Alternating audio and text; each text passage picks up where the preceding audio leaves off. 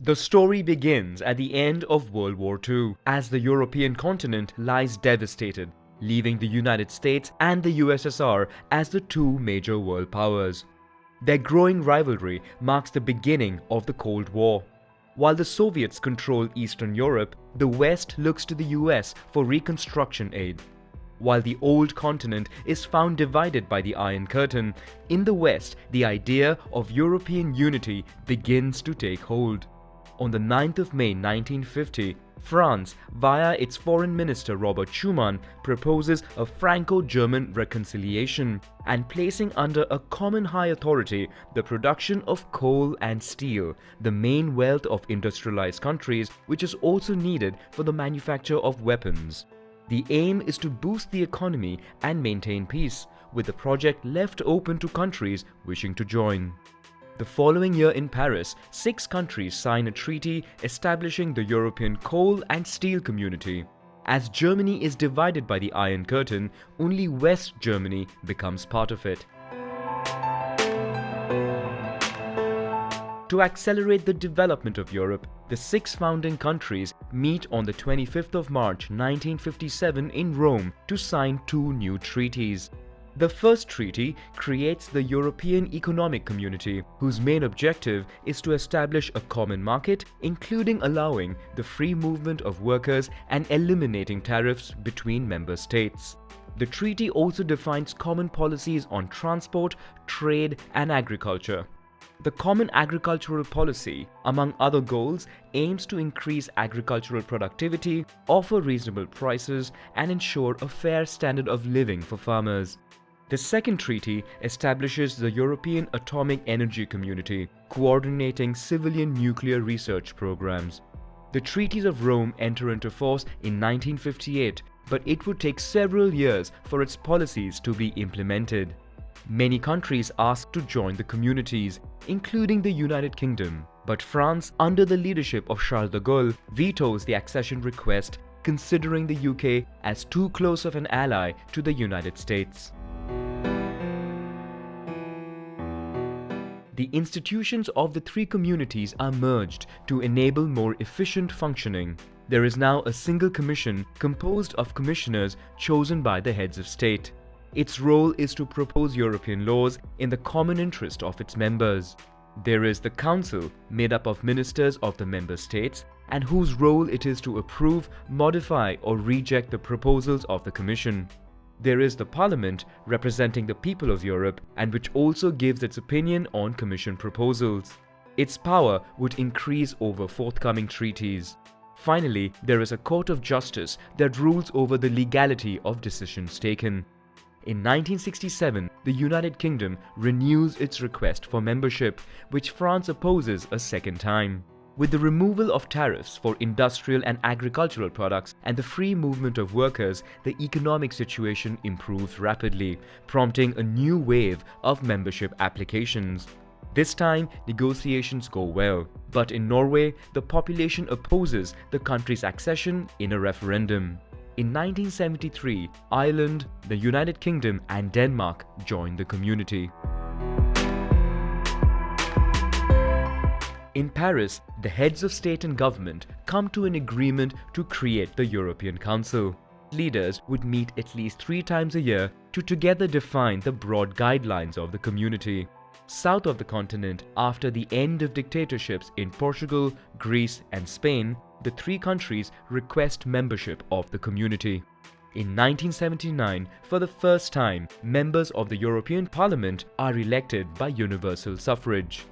In 1981, Greece joins the community, while the following year, Greenland, which receives more autonomy from Denmark, chooses to leave the community after a referendum. In 1984, the United Kingdom under Margaret Thatcher says it does not benefit enough from the Common Agricultural Policy, which then represented 80% of EU spending. The country negotiates to obtain a reduction in its contribution to the community's budget.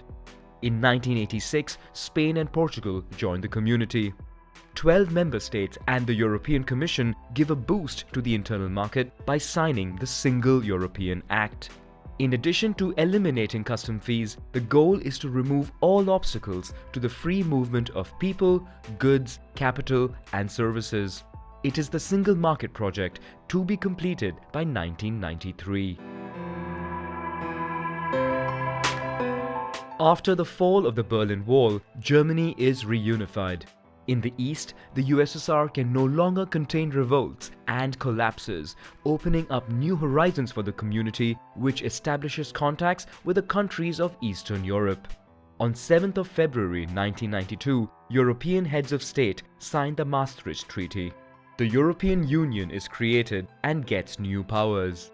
The treaty envisages an economic union and the future creation of a common European currency. All countries ratify the treaty, including Denmark, where 2 referendums and negotiations to be exempted from the common currency are required. A new wave of countries request membership to the Union, but Switzerland and then Norway oppose potential candidacy via referendums. On the other hand, in Austria, Sweden and Finland, negotiations succeed, and in 1995 the EU grows to 15 members.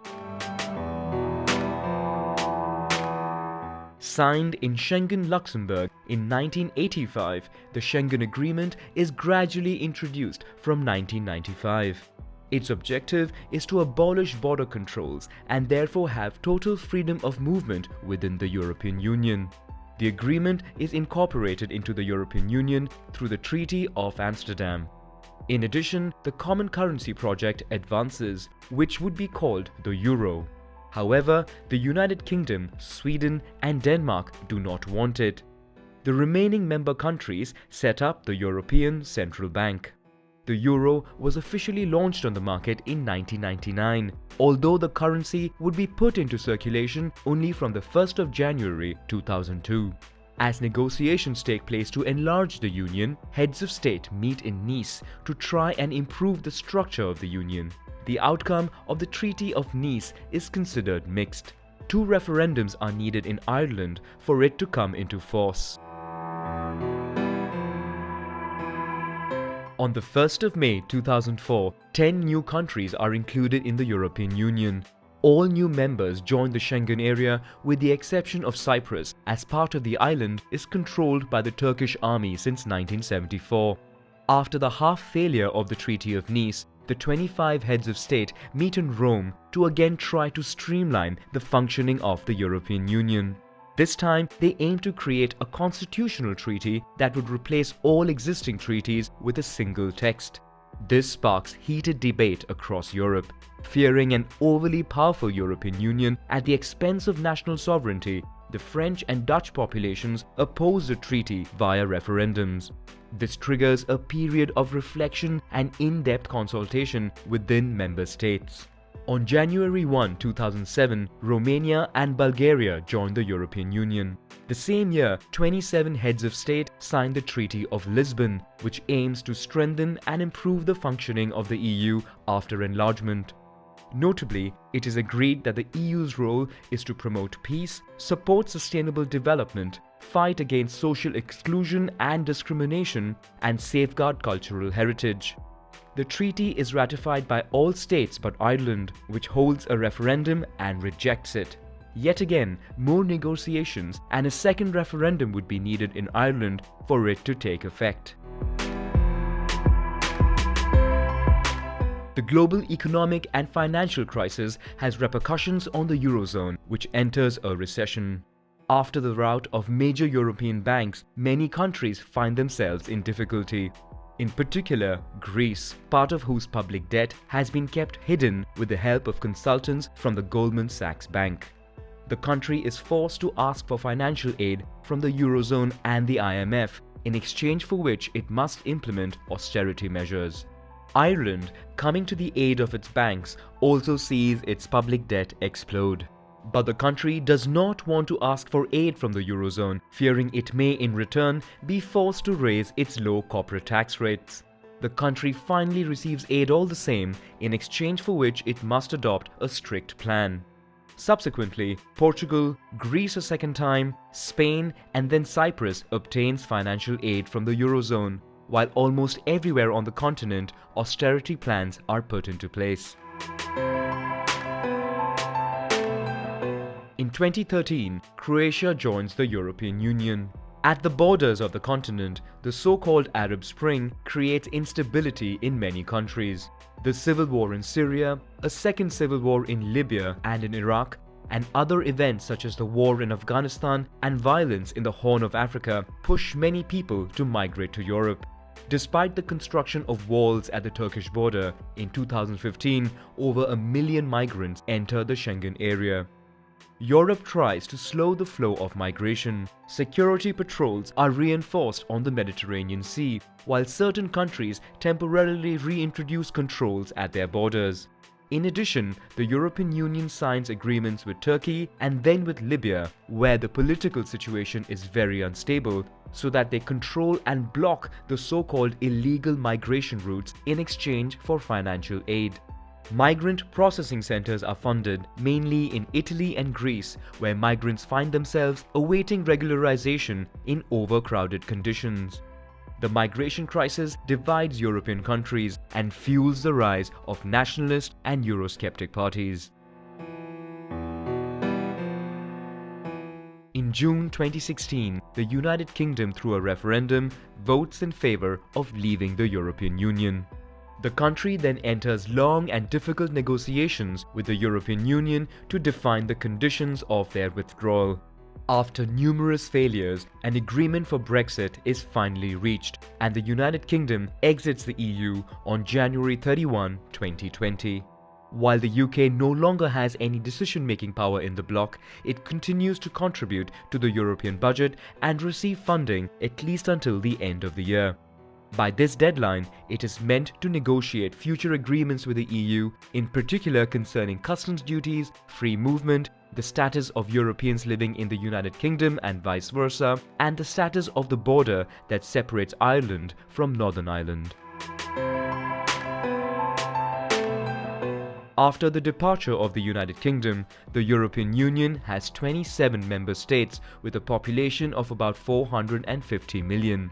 Negotiations are underway for the accession of new countries, mostly in the Balkans. Negotiations for Turkey's accession, which started in 2005, are stalled. 19 countries are members of the Eurozone, while 6 other countries have adopted the Euro without being a member of the Eurozone or the EU. Finally, the Schengen area now comprises 26 states, including 4 non-members of the European Union, with Cyprus, Croatia, Bulgaria and Romania expected to integrate soon.